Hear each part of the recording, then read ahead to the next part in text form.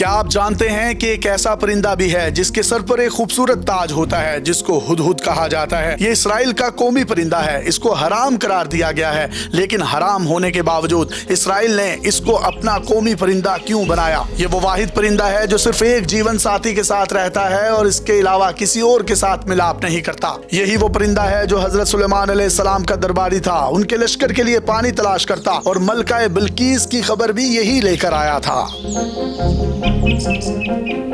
ہدہد افریقہ، Asia اور Europe میں پایا جاتا ہے۔ یہ انتہائی رنگین پرندہ ہے جس کے سر پر ایک خوبصورت تاج نما کلغی ہوتی ہے۔ پہلے سمجھا جاتا تھا کہ ہدہد کی یہ صرف ایک ہی قسم ہے، بعد میں اسے الگ الگ 3 قسموں میں تقسیم کیا گیا۔ ان کو یوریشین ہدہد، مڈغاسکر ہدہد اور افریقی ہدہد کی کیٹیگری میں تقسیم کیا گیا ہے۔ یہ درختوں میں اپنا بل بنا کر رہتے ہیں، اپنی لمبی چونچ سے درختوں کے اندر اپنے گھروں کو کھود کر بناتے ہیں۔ ہدہد کی اپنے گھر یا مسکن کے لیے یہ تمام بنیادی ضرورتیں ہوتی ہیں۔ انہیں ہلکی سبزی والی زمین درکار ہوتی ہے۔ یہ کئی دیگر جانوروں کی طرح سن باد کے شوقین ہوتے ہیں۔ ہدہد کی خوراک زیادہ تر کیڑوں مکوڑوں پر مشتمل ہوتی ہے۔ یہ چھوٹے رینگنے والے جانور، مینڈک اور پودوں کے بیج اور بیر بھی کھا لیتے ہیں۔ یہ درختوں کی کھدائی کے دوران برآمد ہونے والے کیڑوں کو بھی کھا جاتے ہیں۔ ہدہد علاقے میں حاکمیت کے لیے بھی جانے جاتے ہیں۔ یہ اپنے علاقے میں دوسرے نر کو برداشت نہیں کرتے۔ اپنی چدراہٹ کے لیے یہ اکثر آوازیں نکال کر وارننگز بھی جاری کرتے رہتے ہیں۔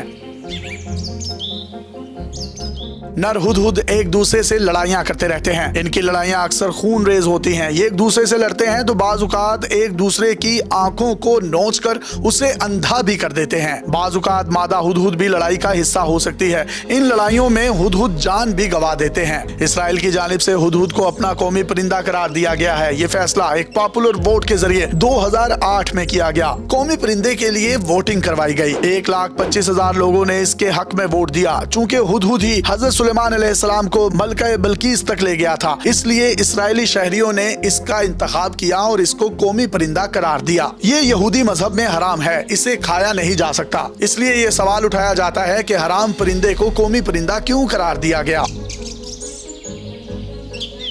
مولانا جلال الدین رومی حضرت سلیمان علیہ السلام کے دربار میں ہدہد کی موجودگی کو دلچسپ حقائق میں بیان کرتے ہیں۔ وہ اپنی حقائق میں ہدہد، حضرت سلیمان علیہ السلام اور کوے کے مکالمے کو اس طرح لکھتے ہیں: اے پیغمبر، تو مجھے اپنے لشکر جرار کے ساتھ لے کر چل تاکہ پانی کی ضرورت پڑے تو میں نشاندہی کروں۔ حضرت سلیمان علیہ السلام نے ہدہد کی اس خاصیت کی بہت تعریف کی۔ ہدہد کو اجازت دی کہ صحراؤں میں سفر کے دوران فوج کے ساتھ چلے تاکہ پانی کا کھوج لگاتار لگایا جا سکے۔ کوے نے جب سنا کہ ہدہد کو ہر اول دستے میں شریک رہنے کا اعزاز عطا ہوا ہے تو مارے حسد کے سیاہ پڑ گیا، انگاروں پر لوٹنے لگا۔ فوراً پیغمبر خدا کے سامنے آ کر کہا: اس ہدہد نے آپ کی سخت گستاخی کی ہے سلیمان علیہ السلام، اور قطعی جھوٹا دعویٰ کیا ہے۔ کوے نے مطالبہ کیا کہ ہدہد کو جھوٹ اور غلط بیانی کی سزا دی جائے۔ اس سے پوچھئے، اگر تیری نظر اتنی ہی تیز ہے کہ زمین کی گہرائیوں میں چھپے ہوئے پانی کی خبر لاتی ہے تو پھر ذرا سی خاک میں چھپا ہوا وہ پھندا کیوں نہیں دکھائی دیتا جو شکاری تجھے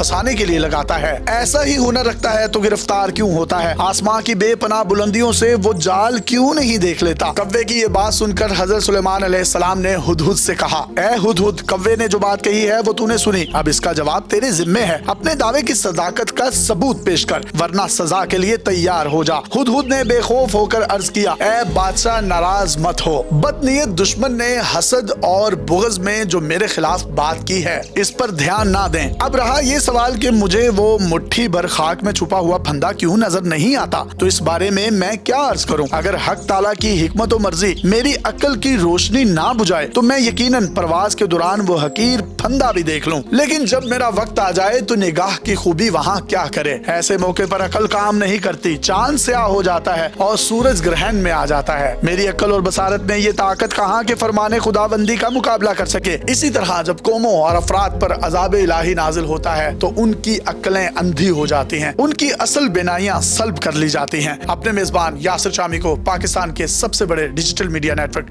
ڈیلی پاکستان سے اجازت دیجیے اور دیکھتے رہیے ڈیلی پاکستان۔ اللہ حافظ۔